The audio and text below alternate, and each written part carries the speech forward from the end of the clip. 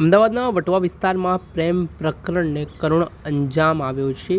પરિણીત પ્રેમીના ત્રાસથી યુવતીએ જીવન ટૂંકાવ્યા હોવાની વિગત સામે આવી છે. આ મામલે વટવા પોલીસ સ્ટેશન વિસ્તારમાં ઘટના બનતા પોલીસ દોડતી થઈ છે, જેમાં યુવતીએ પોતાના જ ઘરમાં ગળે ફાંસો ખાઈ જીવન ટૂંકાવ્યું છે.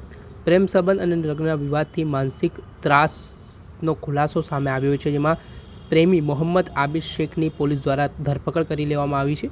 આરોપી જુહાપુરાનો રહેવાસી છે અને અગાઉ દારૂના ગુના તેના પર નોંધાયેલા છે. છેલ્લા 2 વર્ષથી આ આરોપી યુવતીના સાથે સંપર્કમાં હતો અને બંને વચ્ચે પ્રેમ સંબંધ હતો. ત્યારે આરોપી પહેલેથી પરિણીત છે અને 3 સંતાનોના પિતા હોવાની વિગતો સામે આવી રહી છે. ત્યારે શું ખુલાસા કરી રહ્યા છે મામલે ઝોન 6ના ડીસીપી ભગીરથ ગઢવી, તેમને સાંભળો. વટવા પોલીસ સ્ટેશન વિસ્તારમાં એક વિસ્તાર છે, એમાં ઓરડીમાં એક બેનની આત્મહત્યા કરેલી બોડી મળી આવતા પોલીસે તત્કાલ કાર્યવાહી કરી હતી. આ ઘટનામાં અમે એફએસએલ બોલાવી હતી, અન્ય જે એક્સપર્ટ્સ હોય જેમની ઓપિનિયન લીધો હતો અને જે બોડી છે એને પોસ્ટમોર્ટમ માટે મોકલી આપ્યું હતું. ત્યારે પ્રાઇમરી જે ઇન્ફોર્મેશન છે એ મુજબ અત્યારે આત્મહત્યાની પૂરી ઘટના જણાય છે. આ ઘટનામાં જ્યારે અમે વધારે તપાસ કરી ત્યારે ખ્યાલ આવ્યો કે આ બેન ત્યાં એકલા રહે છે અને એની સાથે એમનો એક મિત્ર છે જેમની સાથે એમને પ્રેમ સંબંધ હતો. આ વ્યક્તિનું નામ મોહમ્મદ આબિદ મોહમ્મદ યામીન શેખ છે. પોતે જુહાપુરામાં રહે છે અને છેલ્લા 2 વર્ષથી બંને વચ્ચે સંબંધો હતા. ત્યારબાદ અવારનવાર તેઓ વચ્ચે ઝઘડા પણ થતા હતા. આ બાબતને લઈને અમે આસપાસના લોકોના નિવેદન પણ લીધા છે અને એમના જે પરિવારજનો છે, જે ભોગ બનનાર બેન છે, એ પરિવારજનોનો પણ સંપર્ક કર્યો છે.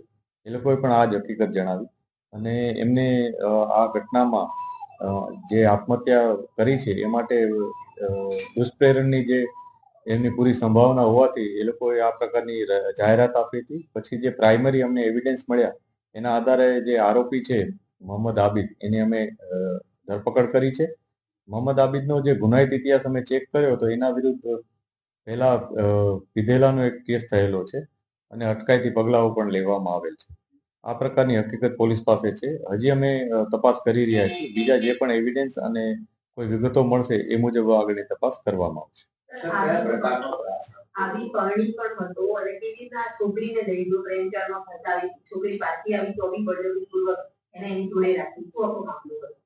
આ જે ઘટના છે એમાં જે શરૂઆત જોવા જઈએ તો જે આબિદ છે એ પોતે સિલાઈનું કામ કરે છે. એનો સંપર્ક સૌપ્રથમ એના જે બેન છે જે ગુજરી ગયા એના મધર સાથે થયો હતો અને એમના મધર પણ એ પ્રકારનું સિલાઈ મશીનનું જ કામ કરતા હતા. ત્યારબાદ એમના મધરને કારણે એનો સંપર્ક આ જે બેન છે એના સાથે થયો અને એમની સાથે પછી એ લોકોનો સંબંધ બંધાયો. પછી એમના ઘરેથી આ જે ભોગ બનનાર છે એને વારંવાર એવી જ વાત કરી કે મારે આ આબિદ સાથે જ રહેવું છે અને એની સાથે જ મેરેજ કરવા છે. એટલે એના પરિવારજનોમાં આ બાબતે થોડોક વિવાદ જેવી વાત થતા એ બેન ત્યાંથી જતા રહ્યા હતા અને અલગ રહેવા માંડ્યા હતા. અલગ રહેતા હતા અને આબિદ અવારનવાર ત્યાં આવતો જતો હતો. આબિદ મેરિડ છે, એના 3 સંતાનો છે અને આ બેનના સંપર્કમાં સતત રહેતો હતો. શરૂઆતમાં બધું એમની જે વિચારો હતા એ મુજબ બરાબર ચાલતું હતું, પરંતુ બાદમાં જ્યારે બેન વારંવાર એને મેરેજ માટે કહેતા હતા ત્યારે આબિદ કંઈ ને કોઈ બહાનું કરતો હતો, ના પાડી દેતો હતો અને છેવટે ઘણી વખતે એવું પણ બનેલું છે કે 2-4 વાર એ લોકો વચ્ચે મારઝૂડનો પણ બનાવ બને છે કે જેમાં આબિદે આ બેનને માર પણ મારેલો હતો અને 1-2 વાર એમના પરિવારજનો સાથે ફરીથી આ બેને વાતચીત કરી હતી પોતાના પરિવારમાં, પરંતુ એના પરિવારને એને છેવટે એમ જ કીધું કે મારે આની સાથે જ પરણવું છે. એટલે આ બાબતે કેટલીક વિગતો પણ અમને મળી છે અને એના આધારે પણ અમે તપાસ કરી રહ્યા છીએ.